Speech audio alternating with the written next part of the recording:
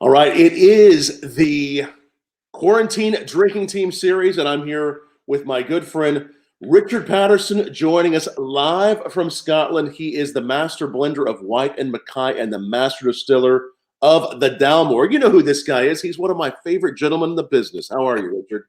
I'm fantastic. Are you keeping all right over there? I hope so.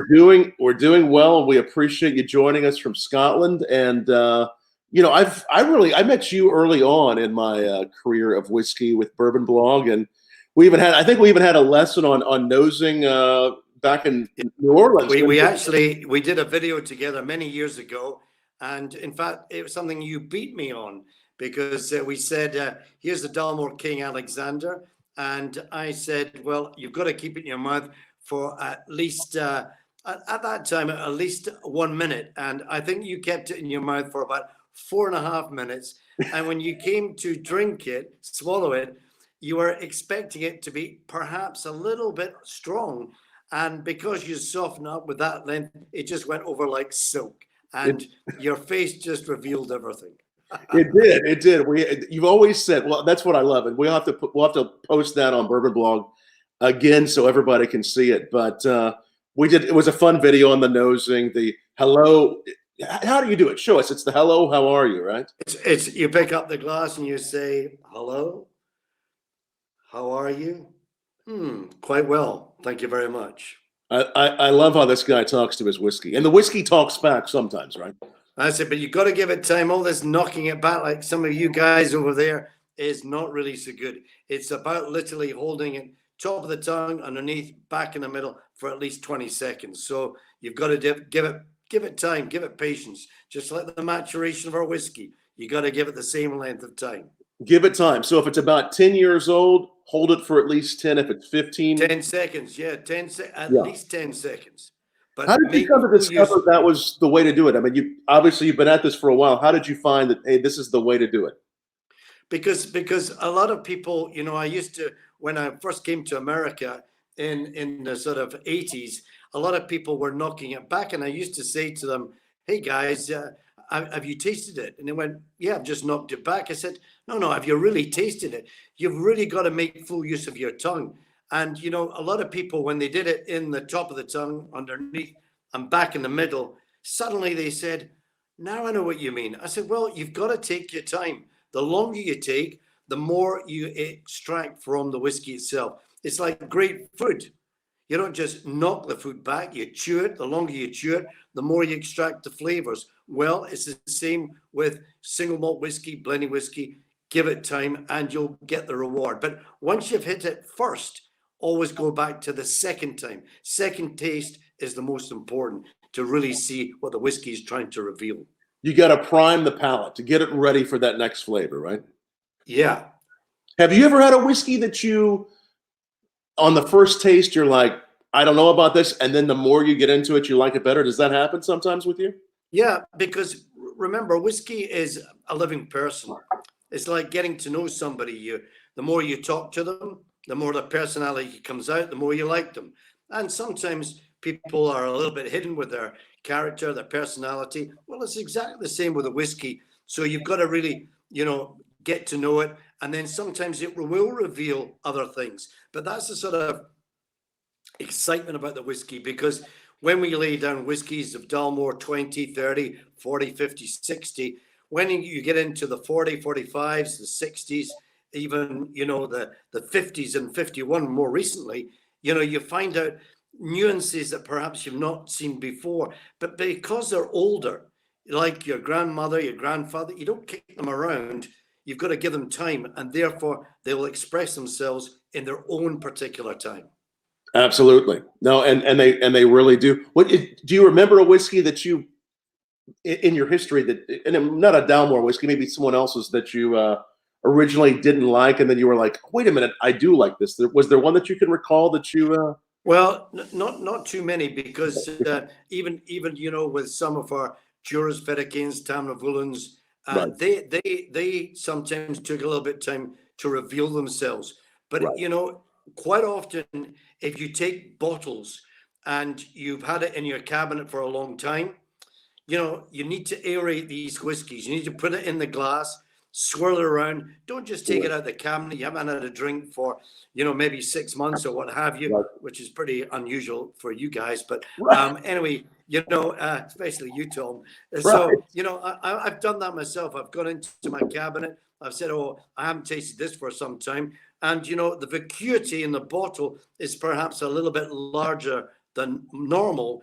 Well, once I pour it into the whiskey glass, I tend to swirl it around, get the air to it, and then, almost chambray it, and then you find it opens up.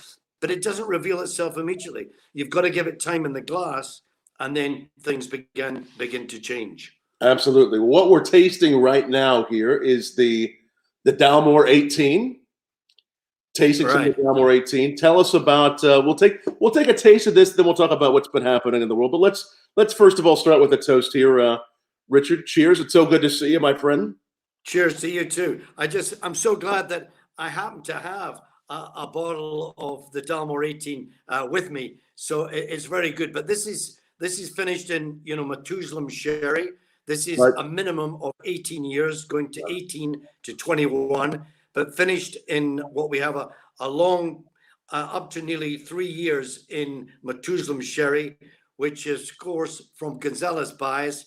This is 30 years old minimum, 75% Palomino Fino, 25%, 75% Palomino Fino, 25% Pedro Jimenez. So 127 grams of sugar per liter gives us the style. But when you're looking at this, immediately what you're going to see is that Old English marmalade and that lovely licorice, bitter chocolate towards the end, but still that orange bitter chocolate, which is so typical of the DNA of Dalmore.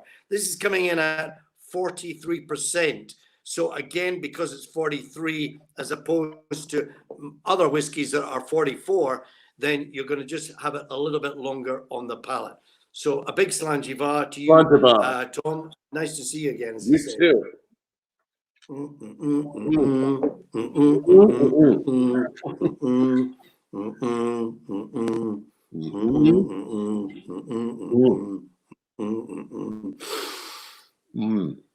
And let it go over. 10, 9, 8, 7, 6, 5, 4, 3, 2, 1. And then that lovely chocolate orange, but you're going to see the licorice and the marzipan. And then what you'll also see, because of the age of it, you'll see hints of balsamic as well. Little balsamic. So that does make a big difference. And I'm glad I'm chatting with you today because I do like keeping whiskey in my mouth for a while, but it's so important that we remind ourselves that that's part of the reason whiskey has been aging for so long. Let it do its thing in the mouth with the taste buds. That's incredible because it did kind of have this. Once I swallowed it, do you take a deep breath after you swallow it? Is that what happens? Yeah, after it happens, it goes down. You get the impact of it, but then giving it that time just to rest just opens it a bit more. So that's why if you take it with a bit of chocolate, afterwards with a black coffee, Nicaragua Java coffee, that helps to just accentuate it. And if you want to go a little bit further, go out into your desk and take out these Cuban cigars. I know you've got them there, Tom, but I do. Anyway, I'm not too far away. Don't tell anybody now. But if you go in there and smoke these very slowly with something like the Dalmore, it really helps to bring these flavors, because the tobacco flavors of the pepper, the cinnamon, the spice, and these deep orange notes can be once again found in the coffee and the cigars, but it can be found in the whiskey. And that's what really complements them all together. So when you're doing it, and I remember this too, and another time we were together at the INS show in Las Vegas, I think you all had just re-released the cigar malt, right? And that's right. There's a video of us having some cigars on this patio overlooking Vegas, and I'll have to post this one too. It's a lot of fun. But we tried that cigar with that malt, and it made a big difference. I mean, that cigar malt really does complement a nice cigar. Yeah, I mean that again, we changed it over the years, but since we launched it in Vegas, 7-8 years ago, that is still 70% Oloroso sherry butts, 20% American white oak, and 10% Cabernet Sauvignon from Château Haut Marbouzy in Saint-Estèphe in Bordeaux. But it is a great assemblage, and it's coming in, at 44% alcohol. And therefore, when you smoke the cigar with that little extra alcohol, it's the perfect accompaniment with a great cigar and coffee, but a great assemblage. It's done exceptionally well. And even if you don't like cigars, that was our biggest problem when we originally brought the Gran Reserva out in America. People, sadly, thought we were actually maturing the Dalmor in tobacco leaves. That's not how it works. So that's why we had to really ensure this assemblage, whether you like cigars or not, is a great drink on its own too. How do you like to go back and forth? You have a puff of the cigar, some whiskey. How do you balance all those flavors to make sure they're all coming in a slow and thoughtful manner when you're doing it? Right. First of all, Tom, no question is what we did, and we've always done it together. You have to have great company, good company. Yes. People with patience that like cigars, like coffee, like great whiskey. So what we do normally is pour a large measure of the Dalmor into a good glass or a lovely crystal glass, then have a sip of really great coffee without the cream, without the sugar, without the milk. Having two mouthfuls of that. And when you have the 2 mouthfuls of that, then take a great mouthful of the Dalmor, hold it long in the mouth for at least 30 seconds, let that go over, and then have a bit of chocolate. And then once that passes by, you'll see the combinations of the coffee, the whiskey, and of course, they really will amalgamate together, all 3 of them, and they'll come together absolutely perfectly. But don't hurry it. Just take your time, because when you come to a dinner, what is the most important part? Well, you're eating the food, you can hardly talk. But when you come to the cigars and the coffee and the whiskey, that's a time to totally and utterly relax. You need to take your time. Well, it's exactly the same as that. Amazing. So you'll start with obviously great company, and that's a given, which is always great. And by the way, great company.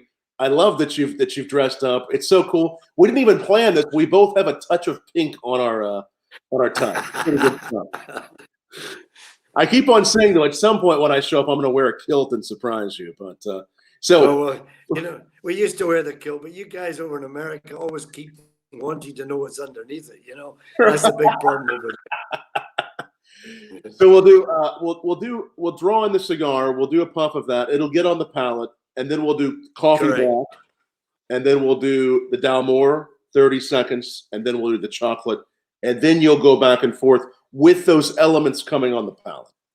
Yeah, normally speaking, quite frankly, the whiskey and the cigar is probably sufficient. The coffee tends to lead up to it. But remember, if it's like a Cohiba Bahiki 56 or Partagas number 2 or 4, these are good cigars, are going to take a long time. So coffee by this time has got a bit colder. So that's why, the whiskey and the cigars are just perfect accompaniments. But again, and what I repeat, it's about having the conversation to go with it. You must take your time and enjoy it slowly, slowly, slowly. Absolutely. No, that's so important. And we're big fans of the cigar malt. All these, I know that, the first one I think we ever had was the King Alexander together, as we were talking about earlier. It was. And you are, any new ones that we're going to be seeing coming from you to help celebrate by the way, your 50th anniversary with the Dalmor White Mackay, yeah. Dalmor White Mackay. That's actually I started in way back in 1966 when the Beach Boys were singing "God Only Knows." Mary Quant had a mini skirt, and many other great. I think President Johnson was your 17th, or was it? No, not the 37th president. I think, if I remember right. But anyway, all these things going on in the swinging 60s, and it was a good time. But so for 54 years, I've seen many changes, but I must take my hat off. In 1997, we had the first whiskey festival in Germany. And then in 1998, in November, we moved over to New York. And from these whiskey festivals of 1998, really to the present day, that's what brought better awareness to Scotch whiskey, single malts, and even to the small batch bourbons, the Jim Beams of this world, you name it, they were all there at the whiskey shows and are still going on to this very day. Well, it's really cool because being in the whiskey business, you always obviously did follow Scotch. You followed other international whiskeys. You started in the '60s.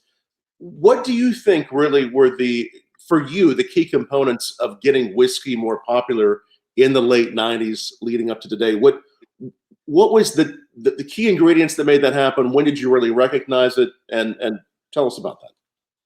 Well, that's really people like yourself, Tom, who went on to go do the whiskey shows, did the iPods and YouTubes and what have you. It was thanks to people like yourself that got out and really used the internet. Okay, there was magazines, there was books, there was all these kind of things going on, but it was actually communication with people in an easy manner, just like the same way as we're doing an easy manner over the phone to connect up. And thanks to people like yourself, as I said, it brought a wider audience. But what it did do is it captured from America and then it went around the world. So when you go to like Shanghai, that's the last one, just last year, we did Shanghai. And, you're talking about 30 odd thousand people attending, the same in South Africa and what have you. These are big attendees that are going, and people not arriving in Zimmers. They're not coming in their Zimmers anymore. These are young, motivated, hungry, innovative people that want to learn more about Scotch whisky. And we have to feed them, not just with the standard blends or the standard single malts, but innovations that are going to capture their imagination. So the Dalmore King Alexander with 6 different finishes that I showed you, I remember that time, was something new, something different, and that helped to bring awareness to the Dalmore and many of our other expressions. Absolutely. And since that time, I mean, you've really grown the types of expressions you've done, and some of these expressions of Scotch. I kind of forget the record, but you helped set one of the records for one of the most expensive Scotches ever. Yeah. I mean, we had for the Dalmore 62 years old, way back in 2002, it was sold for around about $50,000 here in the UK. And that was, at that time, it was unthinkable. And it made people realize for aged whiskies like the Dalmore 62 and then the Dalmore 64, that, these whiskies existed. And just on that, when we talk about the Dalmore 64 years old, the Trinitas, only 3 bottles, 2 in America and 1 in London. They were sold originally around about the $200,000 in the UK, but these bottles now are worth in the region of $1.3 to $1.5 million if you want to try and acquire them now. The sad thing for me is, as much as I love these whiskies, like the 64, all 3 bottles to this day have not been drunk. Now, that's pretty sad because that is 1868, 1878, 1926, 1939. But these are liquid history. And when they go, that will be the end of it. But people are sitting on them, these 3 people sitting on them. And hopefully one day they will share that rare taste. But that's why they're worth that kind of value, that kind of money. It's pure liquid history that will never be repeated. It'll never be. And have you told them, hey, by the way, when you crack this open, call me up? Have you told them you want to hear it? Well, I actually say that when we're producing the Dalmore, Dalmore 35, 40, 45, right. Dalmore 50, 51, and the 62, 64, these are whiskeys that must be shared with people that you love, that you respect, because this is pure moments that in your life you will never forget. And I mean that seriously. You can't just open a bottle or crack a bottle open. You need to crack it open at the right time with the right people. But really, it's something that when you do open it and you taste it with all the lovely food, cigars, coffee, it's something that will remain in your life permanently. It'll be something you couldn't. Absolutely. And you said the oldest one was 18. What was the age? 1800 something? The oldest one was 1868, 1878, 1926, 1939. These were all the years that were put into that assemblage a way back. And we've got records, at the distillery when they were racked and we looked after them. You can imagine with having these whiskies of that age, the loss was huge. So luckily we had quite a number that we could put together.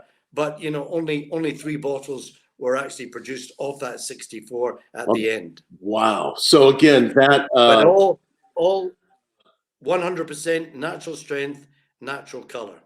And only 3 bottles were made.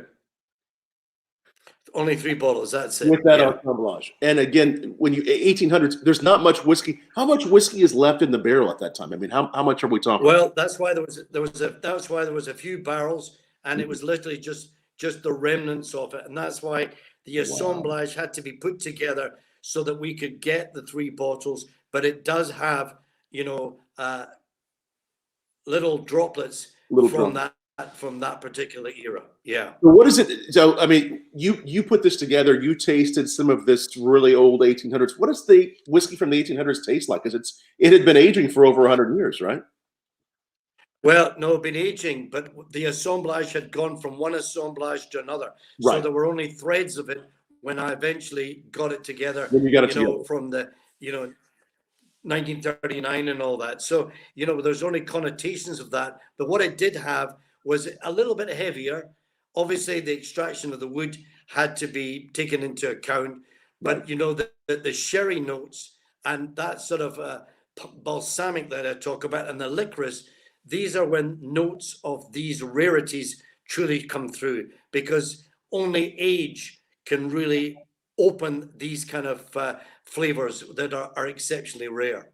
So that flavor that when you were putting these together that you tried, it's big with the barrel, it's big with all these notes just amplified then.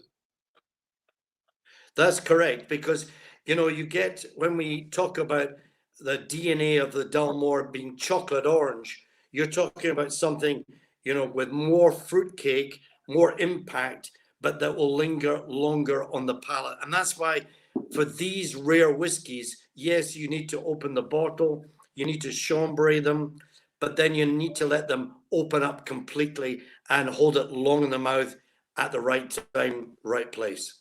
That's really incredible. So what you're making today to go into the barrel to age for 10, 20, 30 plus years, this is some of really the same recipes that the company has always had, right? I mean, this is the same tradition. This is the same recipe, same DNA. Yeah, you're absolutely correct there, because, Thomas, what we did originally when Andrew Mackenzie, although we go back to 1839, Alexander Matheson got the whiskey distillery underway.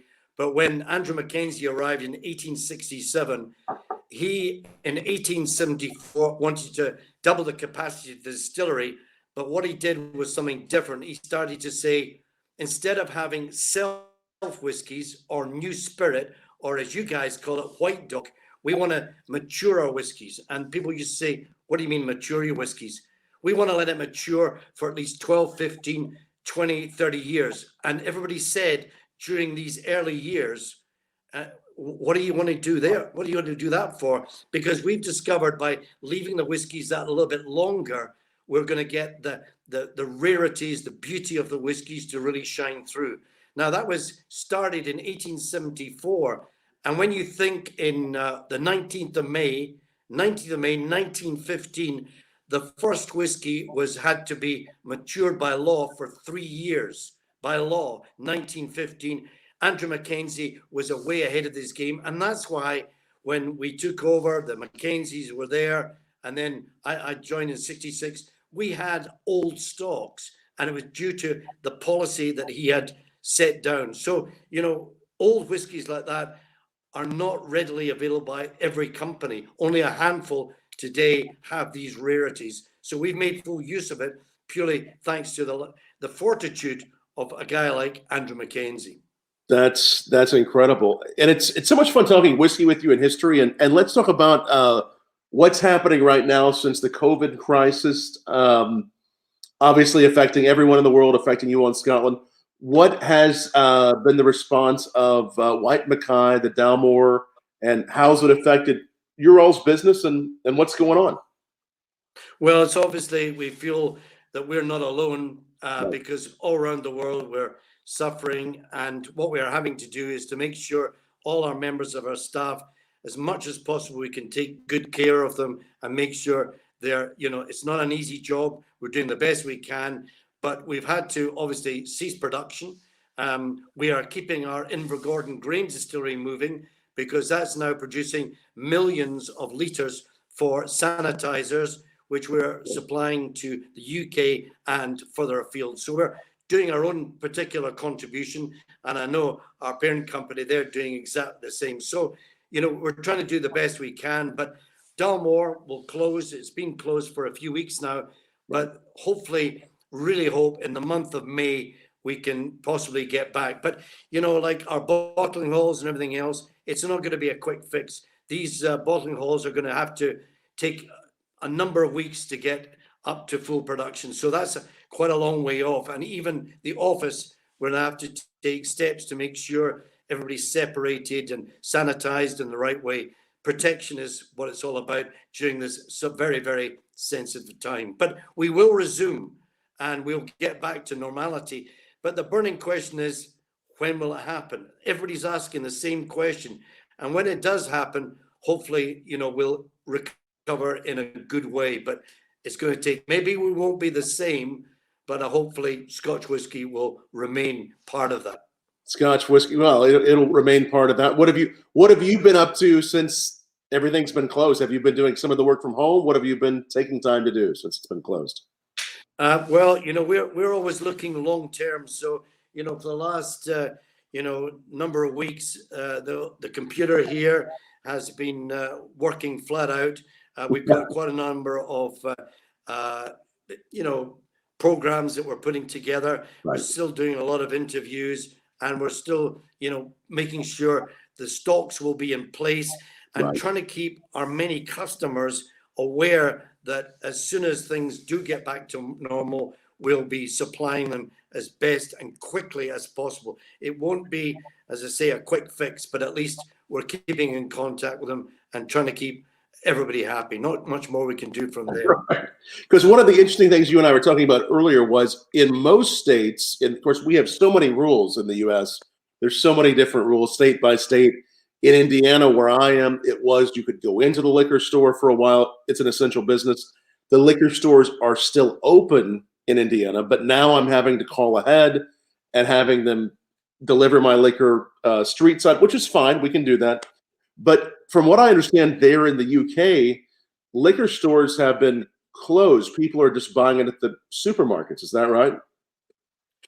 You can buy them still in the supermarket, or Right. you can go online. Remember, you cannot just get up and go to the supermarket and get a couple of bottles of wine or whiskey. That's not, you're not dependent on that. So Right. if you get caught, you can actually be fined. You have to contribute towards that with milk and essential Okay. parts of your life. But again, I would say staying at home and really appreciating the NHS here, Well, sure. the health service, Right. which is under so much pressure. We're all trying to do our bit to help Sure. them. No, I understand that. So in the UK, if I wanted to get a bottle of whiskey, I would need to be buying other groceries, and that's important. Yeah, For you really should, because but you can go certainly online. But the only thing is, you can imagine, like all the things that are online just now, Right. the demand for it is huge. You're not going to get it straight away. These poor guys, deliveries or what have you, are going to be inundated. So you've got to be patient on that front. Hopefully, Right. like you, Tom, you've got a few bottles of Few bottles Scotch hiding, whiskey, the Dalmore, in your cupboard, and have it'll keep a you going few for hiding. a few weeks. Yeah, and for those people, I mean, say so with regard to your whiskeys, very fine whiskeys, people are ordering them online now to be delivered in the UK. Are they getting harder to find, or some of them getting a little bit more rare because people are rushing to get the fine ones online because they can't No, go to liquor no, stores? Or?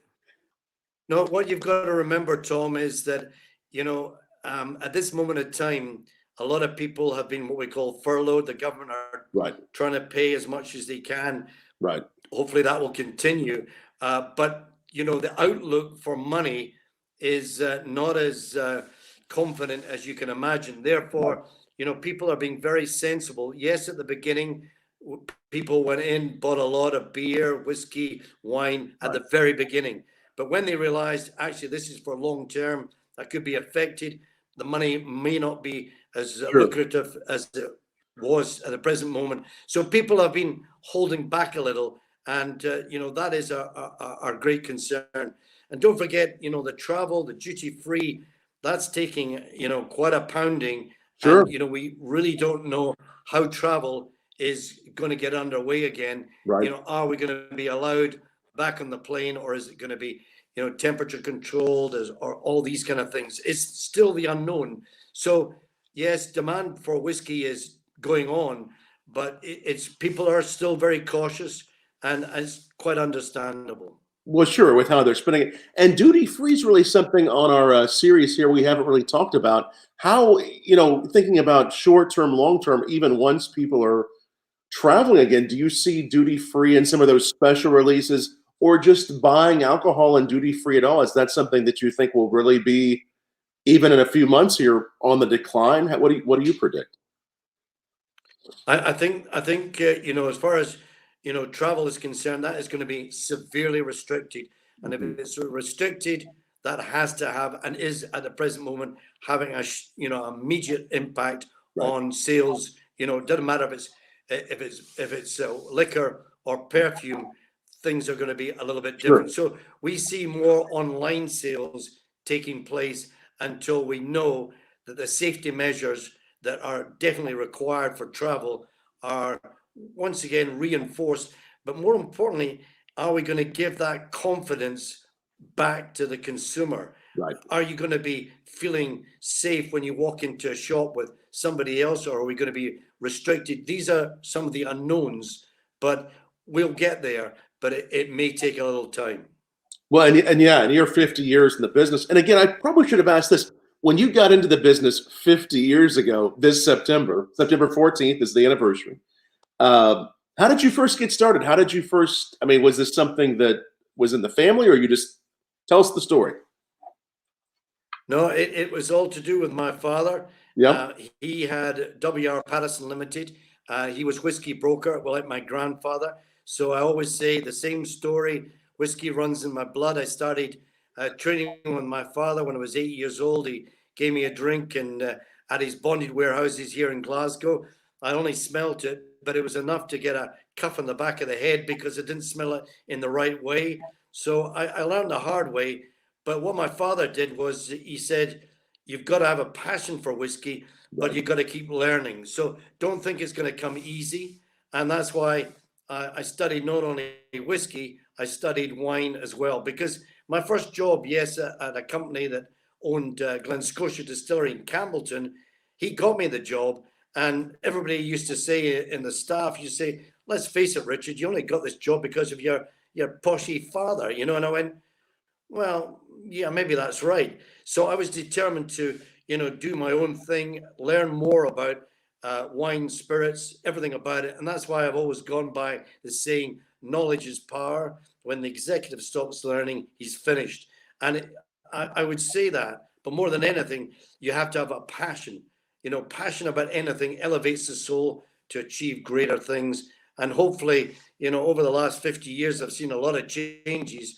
But my passion for whiskey, innovating and trying to produce the very best blended whiskeys as well as single malts has never diminished. It's all about, and talking to you and seeing somebody like yourself, and the consumers that listen into your program. That's what it's about. Because if you can pass on that passion and drink whiskey in the right way through the good times and through the bad times that we're possibly suffering just now, and share it with the people you love, that's all that matters. That's what really matters. And I was going to say, it's Richard, I think whiskey has kept you young in many ways. And the passion that you have for it has kept you young. You're someone that everyone I talked to, it was just recently in DC, someone talked about seeing your presentation and how amazing it was. And just, people really enjoy your passion, your presentations, and your passion for whiskey is infectious and has been inspiring to me as well.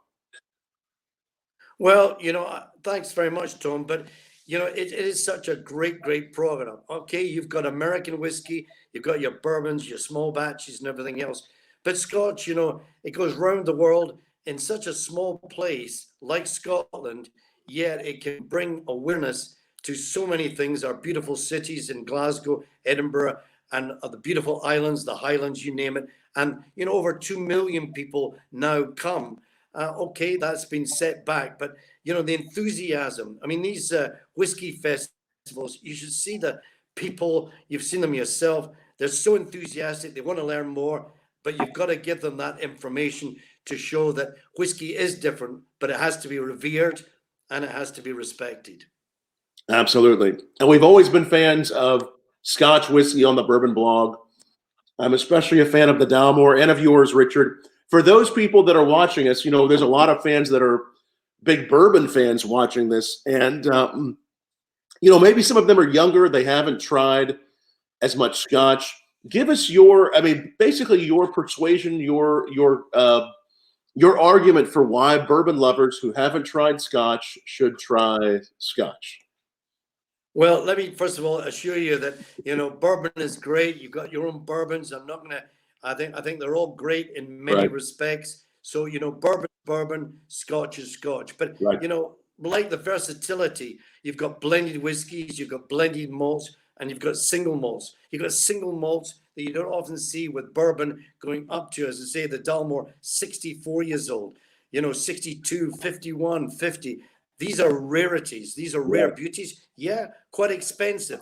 But nevertheless, you can go down, to the sort of younger whiskies, the non-age, like the cigar malt, and the 12 and 15-year-old are more very accessible and, no problem on that front. So it's all about taking your time, but really giving it the time. It matures all these 15 years. Give it all the 15 seconds, etc. I love it, man. And I think that there's so many bourbon drinkers and whiskey drinkers that are very open to trying new things. And definitely, if you've not tried any of them, which I think a lot of people watching have, but if you haven't tried any of the Dalmore, definitely try the Dalmore. It's such a beautiful Scotch. There is this beautiful DNA, as you've said before, those chocolates, the oranges. Even on the finish of this one, I get so many buttery, just luscious notes from this 18-year-old. It's so pleasant. It's so incredible. As you look forward, so we've talked about looking forward a little bit. What do you think this period of time, COVID, the coronavirus, will it do anything on long term on how we tell the story of whiskey, of how we appreciate it, of what we drink, or just even the whiskey festivals? Is it going to change the landscape of how we get together and enjoy this? And if so, what do you think it'll do? Not really, but what COVID-19 has done is perhaps made us appreciate our home. It's made us appreciate, the older people that are vulnerable. Right. But it's appreciated time. We've had the time. Those that don't have gardens, have only apartments, one bedroom apartments. Time has meant something, but perhaps a lot of the people have looked at whiskey that have been, enjoying it in a different way. They've taken their time and really looked deeply into whiskey, perhaps for the first time. I've already heard that people have said, well, because I've only got the one bottle, I might not get it again. I'm going to savor this. And, every night after dinner with their wife, respective partners or what have you, they brought out the bottle. They've only taken so much because they want to spread it out. But they said, all these nuances you're talking about, 26 different nuances, the flavors you keep talking about. Gee, I never knew they were there. I've discovered for the first time they are there. But more importantly, I'm really enjoying it. I'm really enjoying the individual character of single malt and what it's about. Right. These are times where we can have the time to enjoy those nuances, remind ourselves of how important it is. I think that's so important. So 50 years, September. Any other new releases you can give us? 14th. They're 14th of September. Any new releases coming? Anything you're working on that you can give us a little hint of?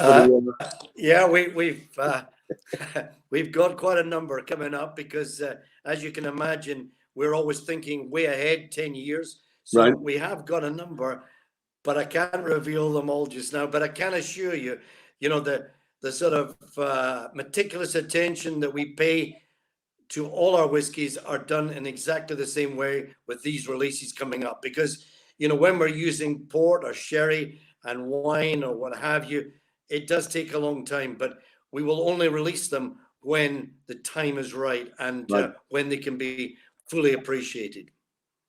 Well said. Well, we'll look forward to the new releases when they're available. Until then, we'll be toasting to you and your 50th anniversary, Richard. Thank you so much for joining us here on our quarantine drinking team series on Bourbon Blog and Slàinte. We'll make sure we hold it to you and all your friends in America. Please stay safe, stay well. Stay safe and stay well. Thanks, Richard. Cheers, buddy.